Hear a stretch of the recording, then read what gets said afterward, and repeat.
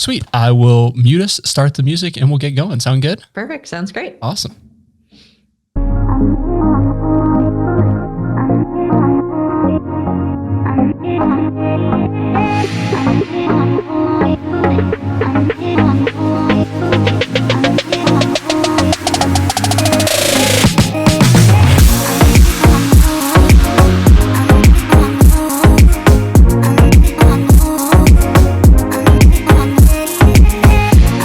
Welcome to Run with Purpose. This is episode number 111. And for those of you that are new to the show, my name is Flores, and I'm so very glad that you found this podcast. Would love if you would subscribe. And as always, you can reach out to me on all the socials everywhere at flores.run. Today, we have an exciting guest on the show. I've been following her on Instagram for a little while now, and it's just been a huge inspiration in just a lot of little things. The way she thinks about things, the way she shares things, it's just amazing. I'm so glad to have her on the show. So today we have Marin. She's a decision coach that is helping her clients make confident, aligned decisions for their better life. Thank you so much for joining me today. Thank you so much for having me. I'm really excited to have this conversation today. Yeah, it should be a really good time. Before we get started anything, I want, just like I do every single week when we have guests, plug all of your things. How can people connect with you? What do you want people to know about you just off the top? Absolutely. I'll say three things. So one, Instagram, you already mentioned it. Jump on there. That's where I hang out. Almost daily content and some behind the scenes stuff if you're interested there in the stories. The second is my website. That's where you can find everything. So even if you don't go on Instagram, you'll find that there. And for podcast guests specifically, the last thing I'll say is you can find the first chapter of my book on my website. So yesandbymarin.com. And you have a little gift on there if you want to enjoy a free read. Perfect. And we'll have all of the links for her information in the show notes. So you don't have to write them down while you're driving or running or whatever you're doing. They'll be in the show notes. But when we were chatting just even before we started recording, there's so many things happening and kind of how our paths kind of intertwine with our interests, if we'll call it that. And we were trying to figure out where we wanted to go with the conversation. And I think a lot of it really wraps into really purpose overall and getting alignment in situations. So we can just kind of start off with this conversation point of when you think about purpose or how you handle either purpose or alignment when it comes to your clients or even in your own life, what would you say is like the first, almost like the stepping point, like the starting point to make that happen? Today, what comes to mind is the so simple question, but to follow through on it may get complicated, is just asking what you want. And I find there's a lot of guilt or shame or all the shoulds that come in or all the advice that we hear or the other lives that we see online that make that so simple question feel complicated. But I really think that's what the core of purpose and really living a meaningful life altogether is just what do you want? And I really am a strong believer that in pursuing what you want, you also will uphold all the values that oftentimes hinder us from going that direction, like participating in our community and giving back and having our family close or friends or whatever it is that you value. I think sometimes that's the thing that keeps people from asking that question. But I really do think if you start with what do you want and take care of that, it answers and defines purpose and a meaningful good life. Yeah, that makes sense. Cause I think there's a lot of folks that when it goes to the, not necessarily what do I want, but what do I feel like others want me to do? And we play this game of living the life that someone else planned out for us or the goals that someone else planned out for us. And when we don't actually make it personal, that's when we can get in a real bind because we're just disconnected from it. And then the actual what or why isn't connected to us. So it's hard for us to kind of take those additional steps when we're just not connected to it. Mm-hmm. And that can be sneaky. That can be really sneaky, especially if we've grown up with the pressures or the story of what should be or what we think we want based on what others have told us we should want or what others want. And just defining it that way, it can be a new muscle for sure to flex, to figure out, actually, no, all of that aside for a moment, at least, what's really on my heart or am I called toward? Yeah. You had a recent post that kind of led me to reach out as well, but about like this idea of rules and like following rules. Can you break down just a little bit that? Yeah, rules and stories, the stories we have or the beliefs that we hold are some of the most fascinating things to work with, because just like we're talking about a moment ago, it's the water we're swimming in oftentimes, and we don't even know that we've created these rules or that we're following these rules. And sometimes we don't even know to differentiate the rules from what really is reality. Hopefully that makes more sense in a moment. But we have these rules and stories that we create, and then that becomes the real world, when actually we can start to unravel them, and they may be true. Sometimes there may be more nuance. It may not even be the truth or be the rules that we or anyone wants to uphold, but they've become so ingrained in us. And with decision making, it makes sense. Our brains can only make so many decisions, and we need to find ways to shortcut so that we're not making every single decision every single day. And so it makes sense that we create the rules, but we need to create space, or at least if you're feeling stuck or feeling like you're not living the way you want to be living, pursuing your purpose, that's the time to start to say, what rules am I living by that I know and that I don't know? And do I still agree with them? And can I add some nuance or at least some room for curiosity within that? I have never thought about it until you said it that way, of this idea of leaving room in the rules. Because a lot of times I talk about putting like limitations on ourselves, and that's exactly what it is. It's putting a rule on myself of, I can only do this because of X, Y, and Z, or I can only do that. And when we don't allow for that room, then we just don't give ourselves an opportunity to grow outside of the shell that we said, this is my bubble. This is the only thing I can do. And then if something butts up against that, you're like, no, I can't do that though, because the rule. That's a really good way of putting that. Yeah.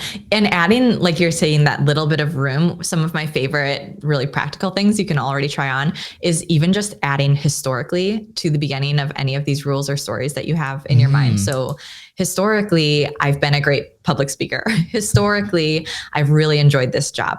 And it still may be true. Adding historically doesn't mean that it's not true right now, but it could also mean, again, that little bit of room. Actually, historically, I really loved this, but right now I'm not enjoying it.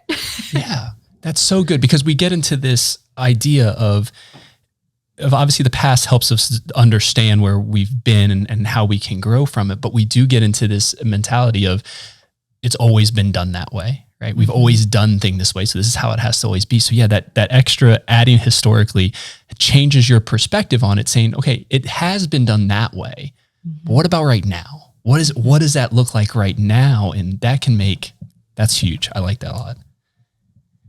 So if we think about kind of this idea of these rules and limitations, if we want to call it that, putting on ourselves as well, how do we kind of find balance in that, right? We have this back and forth of, we know sometimes there's not no limits. This is very poor English.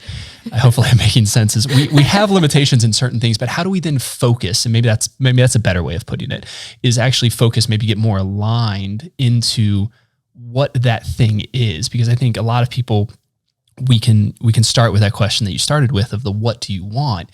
But that can cause anxiety for people, of just going, what do you mean? Like, I can choose anything? We talked a little bit about this before we started recording, and last week on the show, we had an episode about uncertainty. And literally the day after that episode came out, I was a part of an 815 person layoff at my company. And I was like, well, listen to your podcast episode about uncertainty. But someone made, through this process, that my coworkers have been super supportive, trying to help and use their networks and stuff. And I've gotten a few questions of like, well, what do you want to do next? And it's just like, I joked around. I said, I want to be a race car driver. Not at all. I think I've ever said before, but in that concept is we can get bombarded with this idea of, what do you mean? I don't know what I want to do. So how do we help maybe like find balance in that, but also help focus and align of maybe to answer that question? Yeah. Two things. I'm going to say them off the bat so that we remember both that are coming to mind. Yeah. One is, I have 7-step process for decision-making is what my book is about. And one of those steps is beginning again. So that's one point I'll talk about. And the other is a new fascination and curiosity I have around scarcity as actually a really helpful thing, which is something I don't often hear talked about in the personal development world these days, with abundance being the big keyword. So I'll start with that 7-step process. And specifically the last step is begin again. And why I bring that up is because and like you said, my clients come to me all the time too, with that feeling of overwhelm of, I don't know what I want to do with the rest of my life, or I am entering motherhood or leaving motherhood, or have a job transition like you're in right now. And it feels daunting to think of that big picture, especially when we start adding or seeing words like purpose and like your best life. Yeah. There's a lot of pressure can get added there. So I emphasize the point, begin again, because I think sometimes we forget or don't give ourselves permission, again, back to that rule book that we may be following subconsciously, to choose and choose again and choose again and choose again. So it's making one decision right now. What am I interested in? What do I want to do right now? Maybe I want to look at a job board and I'm really excited and interested in that. Maybe I even want to submit an application because this role sounds really interesting. I want to do that. I'm making that decision. I'm going for it. And I don't have to imprison myself to whatever that pathway might be moving forward. I get to begin again. I get to make a new decision tomorrow or next week or next month. And I speak from firsthand experience as well. And a lot of my clients, maybe you feel the same, tend to be all in or all out, that drastic black or white thinking. One of the more profound coaching sessions I've had as a client. So I was working with my coach many years ago. I was looking at a job and I kind of was interested in doing it, but I was very scared to bite the bullet and even apply or go for it. And he was like, you can quit, right? You can apply and do it and quit. And it had never crossed my mind. I was like, no, I had no idea I could quit. That's absolutely an option. And that goes for jobs, that goes for relationships, that goes for moving. I moved out to Montana for a year and then moved right back to where I was. We can decide again and begin again. And I definitely, there's some real life there where, like relationships or moving or finances, there are consequences to choosing and choosing again. But that doesn't mean that it's not possible. And in fact, we do it all the time, whether or not we give ourselves permission or not. You have to make new decisions every day, every week, every month, every year. And so remembering that that's part of the process can be really helpful to make it less daunting. Yeah, it's so interesting because you're like striking heart chords with me now. I'm like feeling attacked, but we're going to talk it out. But it's the same idea. Before the company I'm at now, I was at a company for almost 9 years. And like my growth was just like, this seems interesting, like kept going this route. And I was just like, well, this is where I'm going to work for the rest of my life, it's definitely not like a millennial way of talking, but I was just like, it works for me. Like I settled, I have this whole idea of getting comfortable with discomfort. And before this, I did not have that. I was very comfortable in my comfort.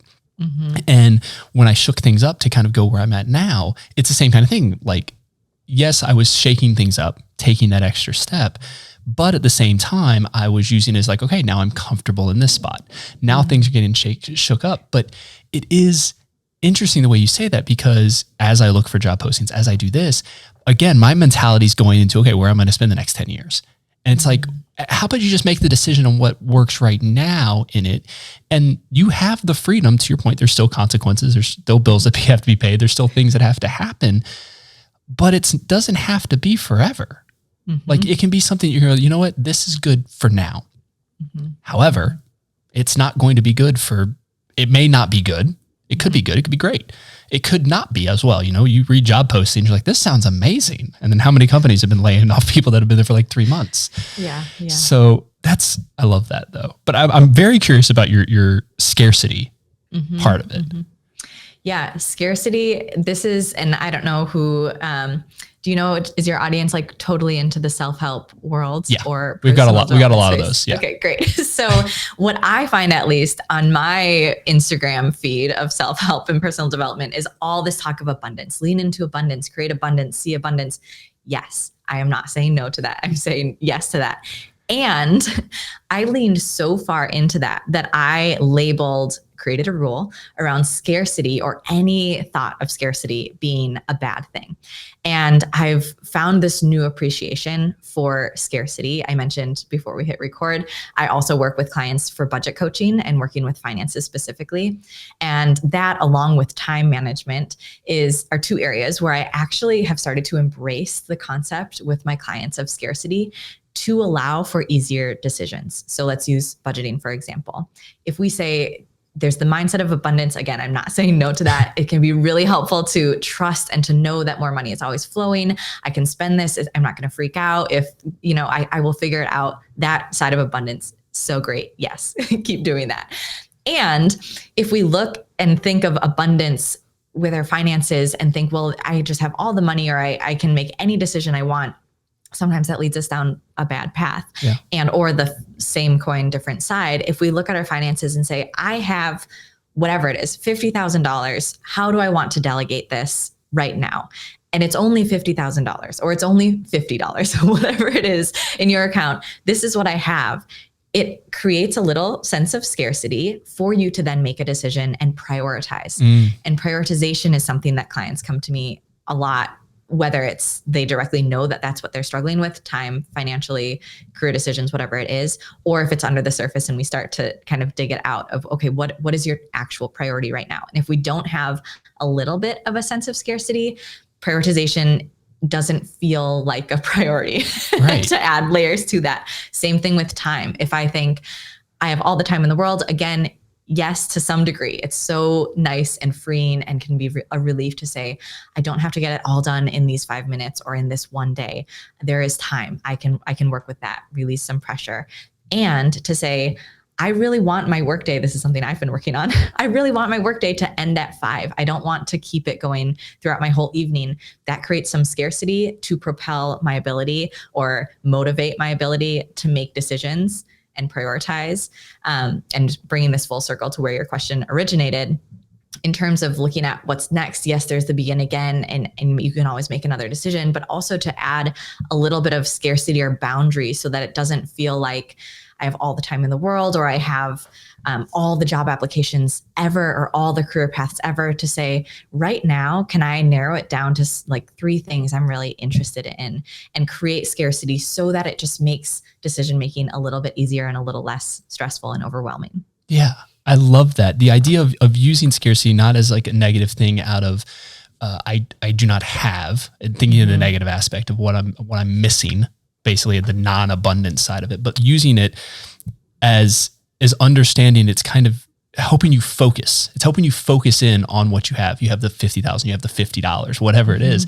You're focusing in knowing this is what I have. There's my finite resource, time, money, energy, whatever.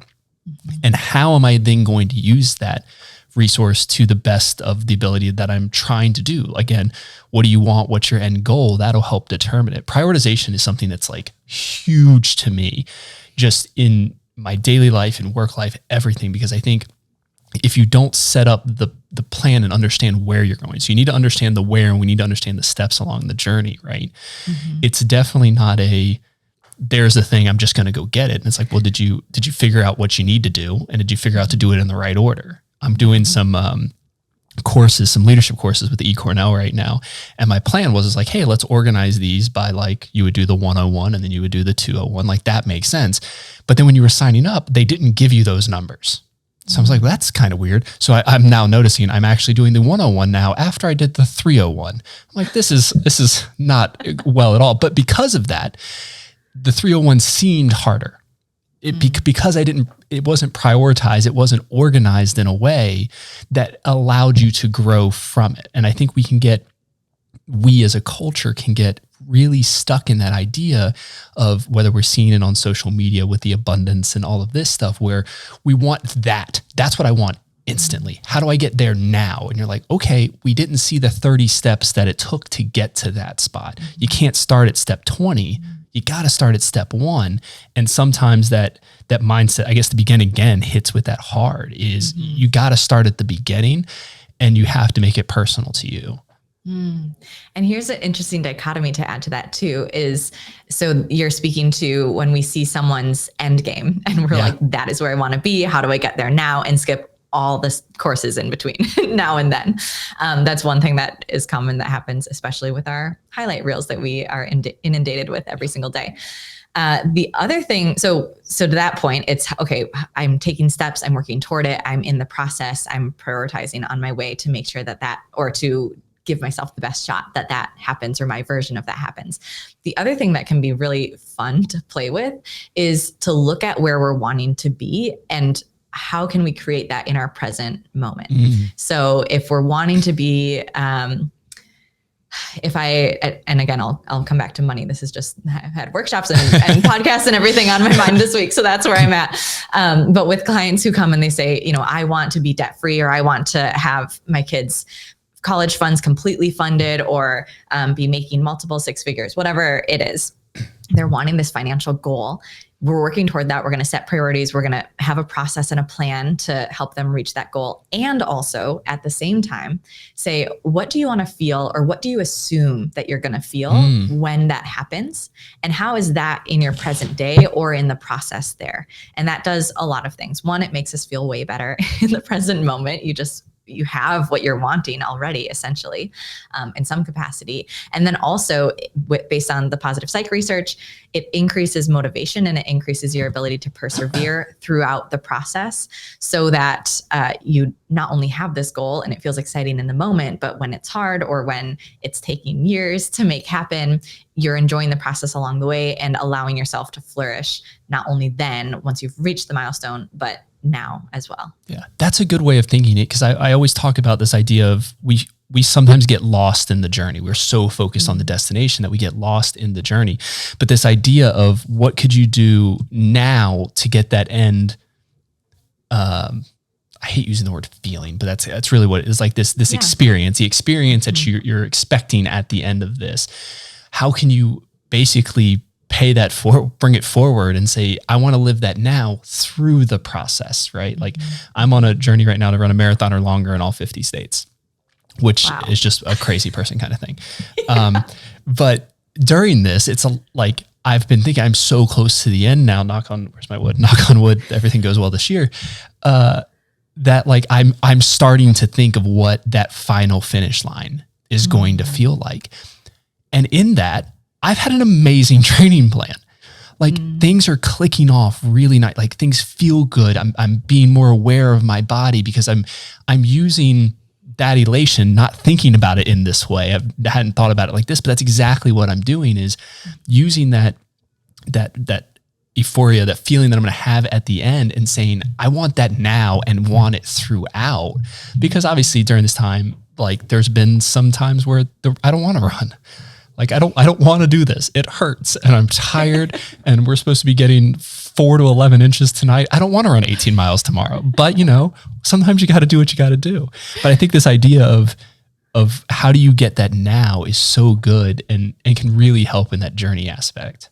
Yeah. In the journey. And the other thing that with your real life metaphor that you're actually doing right now, but a lot of people just use it as metaphor. When you cross the finish line, the final finish line, it also helps maybe not completely prevent, because I think it's human to feel a whole mix of emotions at the end of a journey like that, grief and excitement, and like then the overwhelming, oh my gosh, what's my next goal? Yeah. Feeling that back to the start of these questions that we've been having. But bringing the feeling in now and enjoying the process and coming to terms with that it almost doesn't become the destination, almost doesn't become the final finish line. That allows for, once you reach that final finish line, there isn't that much of a like, oh shoot, now what do I do next? It's not a huge peak and then a deep valley afterwards. You're almost leveling the plane. Yes. Yeah. And there is going to be that peak there, hopefully. And I hope to celebrate with you. I hope you share. I just saw, was it Boston that you just got your things for? Or for the Boston Medical Center, I'll be running them. So I'll be there in 2.5 weeks. Oh my gosh. So very exciting. So yeah, I hope to celebrate with you at that peak. And also that it doesn't become like this catastrophic, then, oh my gosh, what do I do next with my life? Because this is everything I've been focused on, like this moment, and now it's gone. Yeah. Not to this is a Debbie Downer side of it, but we recently, we lost our dog of 13 years last October. And it was like our daughter. I think I've shared it with some people. People may have seen it. I've got her ashes. We had a custom jeweler actually make this like thing to put it on there. I have it on the my Instagram feed, but the people not watching the video are like, what the hell is he doing? But with that, we were so involved. Like our plan here, we're in Minnesota for a couple years, and then we're moving because my wife's helping nanny right now, and then we're going to be moving. And the idea was my wife and Bella, we're going to just enjoy life.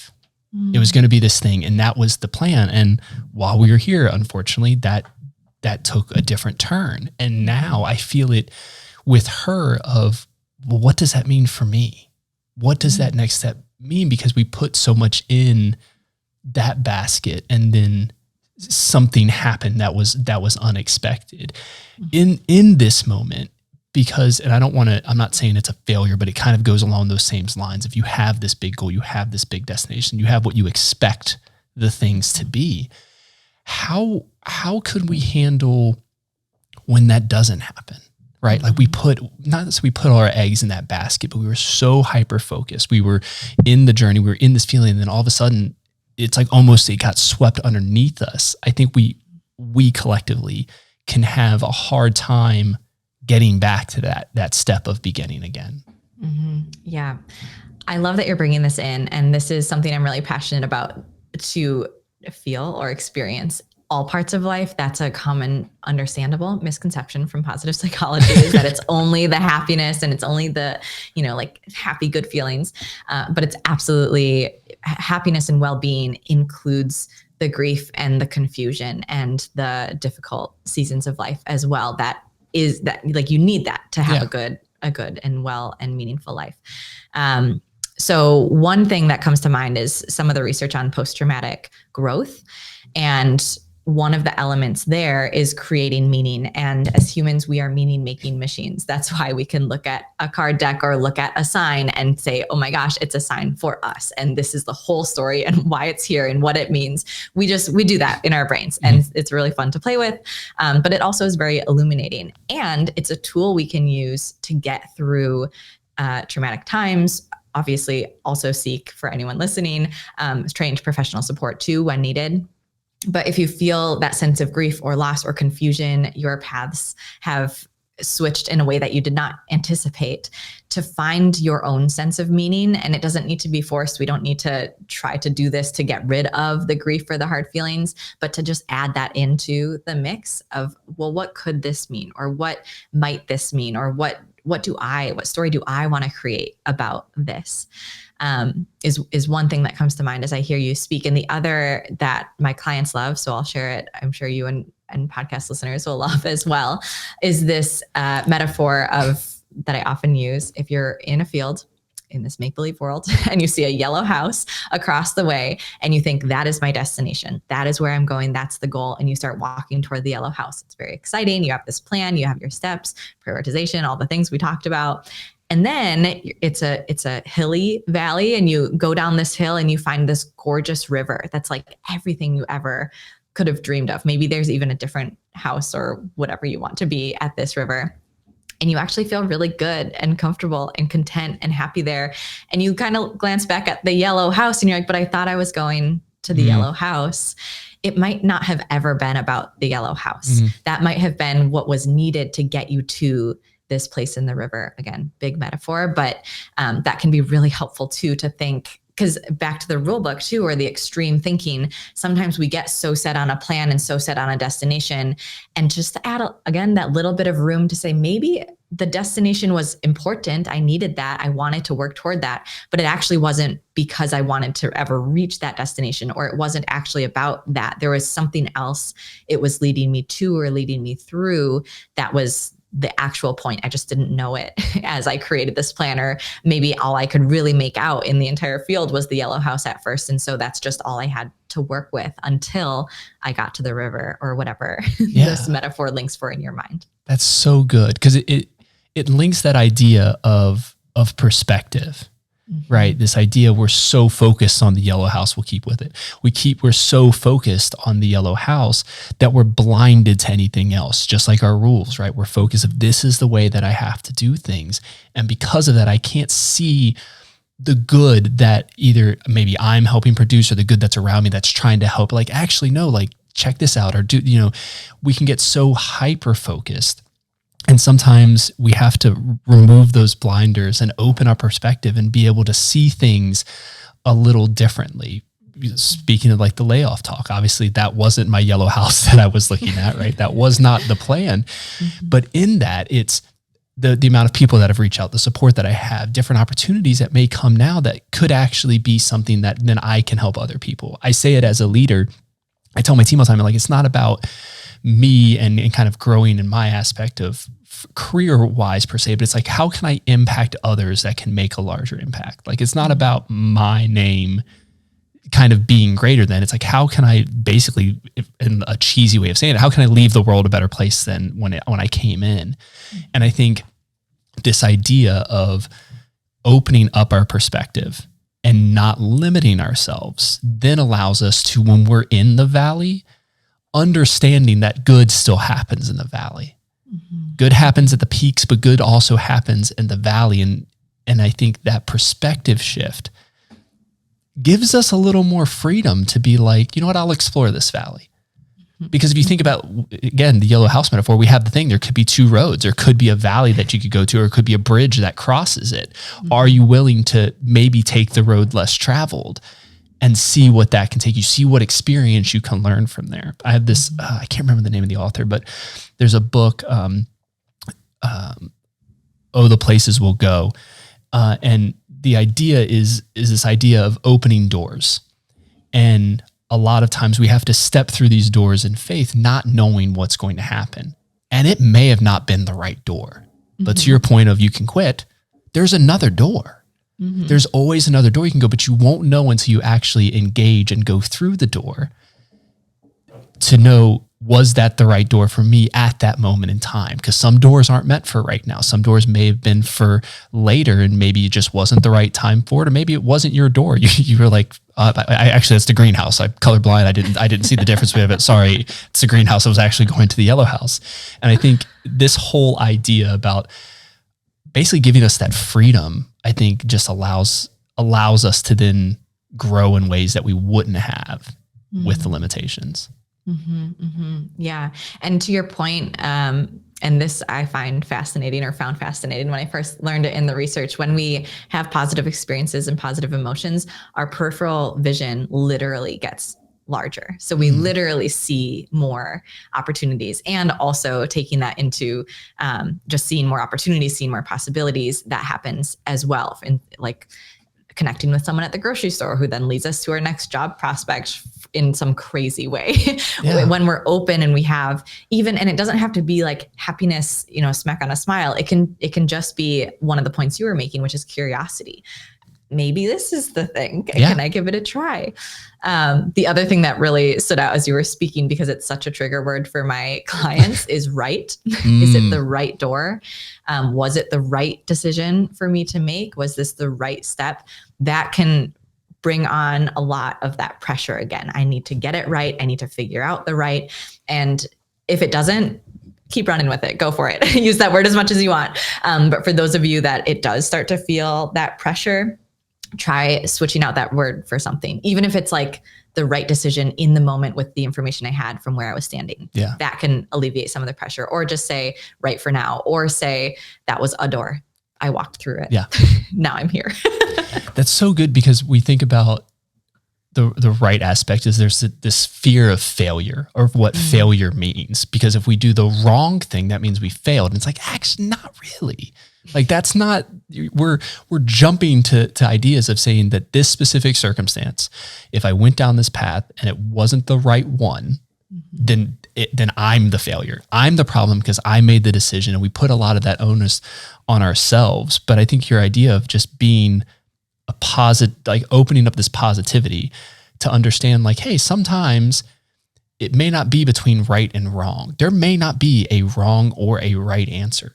You just have to make a choice. You have to pick a door to go through. You said, you talked to someone at the grocery store. The whole reason I'm doing the Boston Marathon, I was supposed to do it in 2020, but something happened during then, and things went a little crazy in this country, in the world rather. But I met in 2019. I was running a marathon in Rhode Island, and it was a rough day. It was a warm day. So I was doing a little bit of walking, a little bit of running towards the end. And I met this lady at an aid station that I ran. I was walking with her a little bit, and she's like, "Oh, you can go ahead and run." I'm like, "No, I'll walk with you." Like, we just walked and chatted and stuff like that. And then she told me her goal. She wanted to finish under 5 hours and 5 minutes. And I looked at my time. I'm like, all right, we can make this happen. Like, you and me together, we're going to make this thing happen. Cause I didn't have any goal. I just want to finish. At this point, a lot of my states, I'm like, just get me to the finish line, please.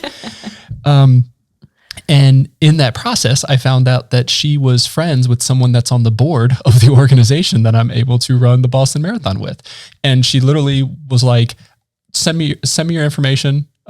She gave me her email. I remembered it until I got my phone and wrote it down and sent her an email. I was like, hey, and literally within 2 weeks, I was accepted to the Boston Medical Center team. Wow. And you're just like, it's the little things where it's like, I just opened up this act of kindness because, and this is going to be, we're circling back to this metaphor hardcore. I'm in the suck of it. I'm in Newport, Rhode Island, hating life because it is too warm. I just want to get done. I still have like 8 or 9 miles left. I'm like, this is miserable. Now, I could have soaked in that pity party and stayed there and said, I'm stuck in this valley, never getting out of it, never going to make it to this point. But I, knowing all of these things, realized it's bigger than that. How can I be bigger than this situation that I'm in and make the best of it? That's one of my, I think every time I have a bad race in that regard, I always reach out to other people that are around me, see how they're doing. How can I support you? What can I help you with? Do these things, and just hearing people's stories. I've done upwards of 50 marathons, but when I'm talking to people, and it could be their first marathon, I'm like, kicking ass, way to go. You're doing an amazing job. How many do? I'm like, I've done a few of these, but it's super tough. Like, it's not about me at that point. It's supporting this other person, because if 2 things could happen. If I say I ran this many, they're going to be like, well, what's going on here? I can't be with you. I'm not good enough to do this because of whatever the case might be. But if I, not necessarily humble sounds a weird way of putting it, like I'm better than someone, but if I just meet people where they're at, it allows them to feel their strength in that situation and be able to dig a little bit deeper to push themselves maybe to the limit that they didn't think they could. Yeah. And I love that story because, and this is something I remind clients of all the time, you always have a choice. And in fact, to make an authentic, aligned decision, you need to be able to have truly all cards on the table. So in your story, you needed to have the card on the table. I could stay in my misery and savor this for the last part of this marathon. That needed to be a legitimate choice for you to make a true choice. If that felt like, no, I can't do that, that's against the rules, that's whatever. Whatever, you've eliminated a possibility for yourself. You didn't actually decide, you just put down a rule. I can't do that for whatever reason.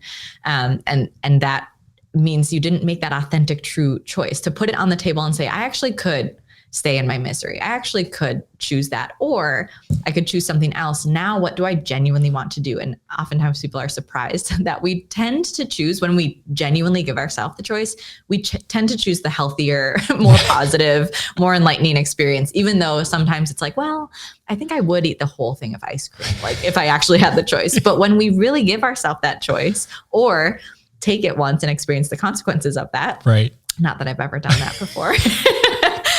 We learn something. We went through that door. We learn and we make a different choice going forward. Probably. The other thing that came to mind too, because that was right on the tails of the right conversation and what we can sometimes label as right and we don't even realize it. Think of what we assume the right way to run a marathon is. At least myself, I would think the right way to run a marathon is like straight through, get the fastest time you can, run, don't walk unless you really, really need to, right? There's this whole list of rules that I have, and I haven't even run a marathon. And your story is so great and led to something so great. It also made me think of one of my friend's dads who ran a marathon, and halfway through, he and a friend that he met along the route stopped and went and got Dairy Queen. And that story has stuck with me and so many other people since then. And that's like, who's to say that was the wrong way to run a marathon? That story has made its way to so many people's ears. Your story will now make its way to so many people's ears of, wow, that was such a cool experience. And it wasn't the quote unquote status quo right way to run it, to like talk to someone and deal with their time, not yours. And where it led you. But it was such the right, if we want to stay with that word, the right way for you, the right way for the bigger picture outcome. Yeah. It's interesting because then we full circle back to the beginning of the conversation of it's giving us that freedom to say we're not limiting ourselves by that definition of what's right. Because it's the same thing when I first started running. Like I remember my first marathon. I'm talking way too much about running today. I think I had a good run this morning and I'm not looking forward to tomorrow. I think that's it. So I'm just like, get it all out. You're trying to amp yourself up. Yeah, I feel good about running in the crap snow tomorrow. Is my first marathon. I was a part of a pacing team at our local running club. And I was basically pacing around a 3:30 marathon, which to me, that's faster than I've ever run at this point. But I was pacing was great. I was training. I was doing a great job. I ran a 5:05, my first marathon. And I was just instantly failure. Everything. You're like, you can never do this. Would you even think you had the ability to do this? And that's before I know a lot of the things I know now from just experience. But I hold on to that to know it's from the perspective, if we limit it, say the only way to run a marathon is to run it, to your point, fast, try to do as fast as you can. You're going to hurt at the end. It's going to suck. Like, yeah, it's going to hurt and it's going to suck. But what is the why in your doing it? Obviously I have this longer journey, but when I think about each race, the idea is I want to have fun in it. There was a trail running series back when I lived in Ohio called the Possum Race Series. And if any possums are listening, thanks for checking it out. But is a 50K, so 31 miles. And all of the donations, all of the proceeds from it went to the Special Olympics. And with the Special Olympics, we took the Special Olympic oath before every single race. And it was, the end of it is, let me win. And if I cannot win, let me be brave in the attempt. And it's this idea of just like change that perspective. Like it's not about the winning or losing. 30, 40,000 people are going to be running the streets of Boston in a couple weeks. There's one winner. But if we get that only that person matters, not all the other stories. This is the 10-year anniversary of the bombing, the horrible event that took place that year. And it's like, if you only focus on the one, that would be, but no one does. You see it if you ever participated or even spectated a race. Everyone is cheering for every single person, even if they don't know you. Why can't we do that for other parts of our lives? Why do we say it has to be a right way or only this person is succeeding when something as simple as running a race, people know the time, the money, the sacrifice you made to even get to that starting line. And we can recognize it. But how many times do we see it in other aspects of our lives or even in our own lives that we will praise people in those situations, but we'll put too much pressure on ourselves because we made the wrong decision. Quotes on that for anyone who's not watching the video. Quote, sorry. Quote wrong. Yeah. Yes. And so we have very little control, if any, over anyone else. So what I'm thinking of right now is what stories are we telling ourselves? What assumptions are we making about ourselves? I went through a journey and still am going through a journey of how to show up online authentically and professionally and find that balance. And for a long time, I definitely leaned toward the professional. I think it was a lot of protection when I felt so young and was being called out for being so young and a business owner and a life coach. And so I just put on this professional facade, really. I mean, it was kind of an aspect of me, but not really who I am. And it's similar to what you're saying of what story am I telling myself or what story did I make up about that had to be the professional first place picture of that's what people wanted. But I was the one creating that story. I was the one reading and rereading that rule and then making decisions off of that rule over and over and over again without checking in to see if it was true. And a lot of your stories about running, I appreciate that you bring it up today. Remind me of when we question those assumptions or just open that little crack to open curiosity about what else could be true. It's so often, and I think it takes vulnerability. So I think that's why it's not often done, but it's when we're human and when we show up as human and meet each other and ourselves where we're at, that's what actually feels so good. Mm-hmm. Yes, celebrate the first place person. Absolutely. And celebrate our own, cliche milestones or celebrate, yes, do that. And also be human in all of it. And so that means for me not feeling like I have to wear a blazer in my photos and, doing whatever I thought I needed to do to look professional. It's the moments that I share, that authentic truth, authentic story. Authentic is maybe an overused word these days, but that like vulnerability and the realness and saying, yeah, I'm really struggling with this run right now. You too. Connection. And then that story becomes so much bigger because people can relate, because it's relatable, because it's human. Which again, so is the victory and the first place, but so is every other part. So if anything, just giving it equal weight instead of that ranking that sometimes we do in our mind. Exactly. And it's really just coming down to the why, right? The folks coming out of Ethiopia and Kenya, their why is they want to win this race. Mm-hmm. That's never a thing of mine. And it's setting the proper expectations for yourself as well. Not saying lower your bar so you hit 100% of your goals, but understand where you're going. What is your quote unquote right choice in that moment? And that's what I tell myself at the start of every race. And that's what I tell anyone that I'm helping train for races when I have the opportunity to do so is this is about you. That's it. This is a test of your mental and physical ability. That's all you can do. Mm-hmm. Yes, you can always look at people. There's always going to be someone that has done more than you, faster than you have, better than you have, but that's okay because that's their story.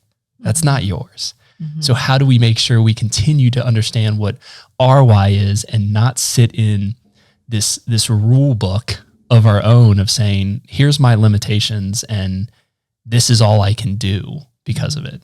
Mm-hmm. And with the why exercise, one of my favorite coaching variations of that is to do the kindergarten why. So you ask why, up to 5, if not more times. So why do you want to do this? I think it would be fun. Well, why do you want to have fun? Because I want to feel good. Why do you want to feel good? Because if I feel good, I'm a better person. Why do you want to be a better person? Follow that layer cake all the way down to see where it leads. And not to say you have to do that all the time. Sometimes that can be exhausting, but sometimes it's really interesting to see where you land. And sometimes it even propels a different decision once you get to the true center point of that why. And asking the why brings that curiosity that you talked about, right? It brings a curiosity and brings some vulnerability to it as well, because you're not limiting yourself. And then you're actually being, we won't use authentic since we've used it a lot, being real with yourself, to understand what's actually going on. What's what's behind it to as much as you can. And so you made a point earlier is if you need to talk to someone, like there are people that are trained and know how to do this, seek those people out. But, a lot of their processing, a lot of their talk is to get you to understand that thought process, is really to dig in and not be afraid to ask yourself why. And be okay with whatever that answer is. Because sometimes you'll realize, you'll ask why, and you're like, that's selfish. Now, okay, I see what they were saying. That, thanks a lot, Bill from 5th grade. I remember you brought that up, and I was just like, I didn't think that was the case. I thought it was you. Nope, it was me. That's good talk. But we realize sometimes, and in those moments, then we go, okay, let's learn, let's grow from it. Because you can't grow if you don't know what the situation is. And even to let this out, I just want to be a proponent a little bit. And I trust everyone who's listening to this. If you're into personal development and self-help, you have a knack for caring about others and wanting to grow as a human. So especially for the individuals who are attracted to this work, be more selfish. Just let yourself have those selfish wants too. Same idea of having every card on the table, including basking in your misery if you want it to be. Genuinely having a card on the table to say, do I want to make a quote unquote selfish decision right now? And potentially even with that why layer cake, underneath the selfish decision may mean that you are less stressed and you're happier. Or again, back to money and my budgeting clients, if they gift themselves what they're wanting, no matter if it's the luxury car or the incredible house, chances are when those gates open and they're asking that from a genuine place and fulfilling a genuine desire they have, once that's met or they have a plan to have that be met, there's so much more freedom in generosity altogether. If we can't be generous with ourselves, how can we be generous with others, and vice versa? And so the selfishness, I think, gets such a bad rep. And sometimes, yes, sometimes it's like we need to be considerate of other individuals, oftentimes, almost always, right? But if we never let ourselves do anything selfish, or think that if I'm doing something selfish, then I have to read 10 self-help books and like figure myself out because I'm a bad person. There's an extreme there that we can maybe back away just a little bit from too. Yeah, that's a really good point. And in that selfish talk ideas, you can't pour out what you don't have yourself, right? There's 50,000 metaphors that hit along that line. But if you're not filling yourself in a way, then you can't help other people. You're not actually showing up with your best self to even support those that you want to. So that's a really good clarification, really good point there. We've talked about so much, and I'm sure we could talk for a literal another hour. Maybe we'll just have you on the show again later. But Marin, thank you so much for taking some time to chat today. Yeah, absolutely. I agree. We could talk for a few more hours. So either I'll be back or we will continue talking.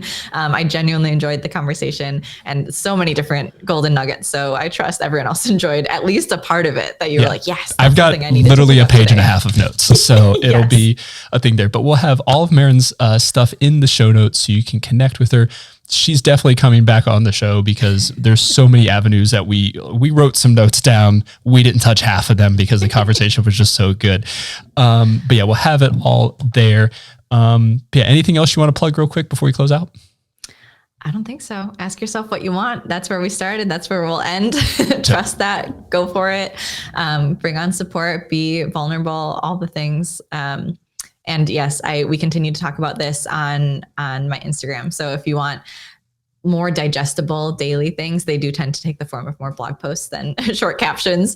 But that's a way to let whatever resonated today resonate, and then you can stay in touch and pick up the rest later. Yes, highly recommend. Again, all it's going to be in the show notes. Definitely give her a follow. And yeah, everyone else, reach out to me on social media everywhere, Flores.run, subscribe, leave a review for the podcast. That's how people can find out about these awesome interviews. But thank you so much for joining me today. Remember to keep running with purpose, one step at a time. We'll see you guys next week.